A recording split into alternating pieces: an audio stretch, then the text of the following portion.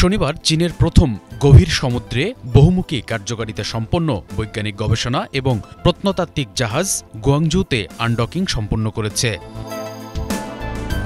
এর মাধ্যমে চীনের বৈশ্বিক সমুদ্র গবেষণা করার ক্ষমতা বৃদ্ধি পেয়েছে।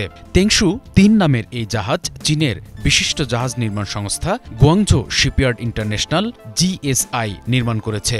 জাহাজটিতে গভীর সমুদ্রে ডাইভিং, গভীর সমুদ্র শনাক্তকরণ সহ নানান আইকনিক বৈশিষ্ট্য যুক্ত করা হয়েছে। বিশাল এই জাহাজটির পরিসীমা ১৫,০০০ নটিক্যাল মাইল এবং এতে ৪০ জন ক্রু থাকতে পারে। জাহাজের ডিজাইন করার সময় আমাদের নিজস্ব যন্ত্রপাতি ব্যবহার করা হয়েছে, যা মেরু অঞ্চলে এক্সপ্লোর করতে সাহায্য করবে। জাহাজটি বহুমাত্রিক বৈজ্ঞানিক গবেষণা করতে সক্ষম, পানির নিচের ধ্বংসাবশেষ এবং গ্রীষ্মকালে মেরু অঞ্চলেও অনুসন্ধান করতে পারবে এই জাহাজ।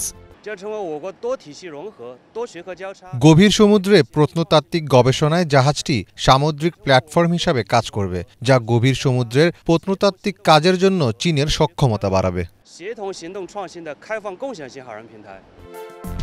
Banglavision news desk.